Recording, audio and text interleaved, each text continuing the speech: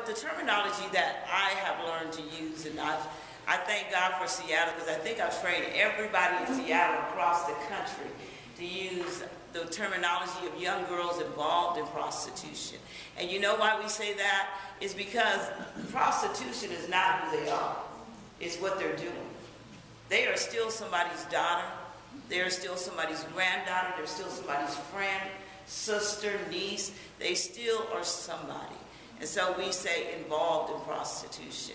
And New Horizons and the work that I've done through New Horizons has also helped people to begin to look at that more holistically. And not only that, they also begin to recognize that they are victims. You know, it's only been about 3 years since people began to really change their mentality concerning these young women. And I thank God because I've had the opportunity to be a part of that, as well as have my name as well as New Horizons names on one of the bills that was changed recently. And that bill was changed in 2010, where now pimps can get lots of years in prison, and the Johns get, which means the John is somebody buying sex. So if your name is John, I'm sorry, that's the term. But that's what it means, is someone who is buying someone is a John. And so now Johns can also get up to 12 years, as well as get their car impounded, and even if they're driving a rental car, they can get their rental car impounded. And so the laws have changed. They also now look at girls, as I said, as victims in the law. They also put up a safe harbor where girls can now, if they get picked up, they're no longer just thrown in jail and have a lot of fines on them, because that's one of the problems that was happening to a lot of young women.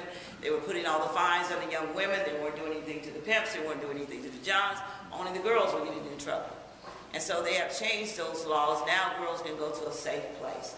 And so those are the things that have happened in the law since I've been on watch. And what happens to girls on the track? You know, a lot of people don't realize when girls are out there on the streets, they can be raped more than one time a night. And majority of every girl out there knows she's going to be raped at some time. Not only are they raped, they're beaten, you know, they're taken advantage of, they're robbed. There's so many things that happen to girls that are working in this lifestyle. And that's one of the reasons why I'm thankful that they're dealing with the Johns, because they have done so many cruel things to girls. And people ask me, how do I know, besides when we're on the corner? Because one of the things that we would give girls as a harm reduction as well is what we call the bad date list. The bad date list is what girls would tell us about the different guys that hurt them, and they would tell me, and I would write it down, and we would pass this out to other girls so they can watch out for different cars.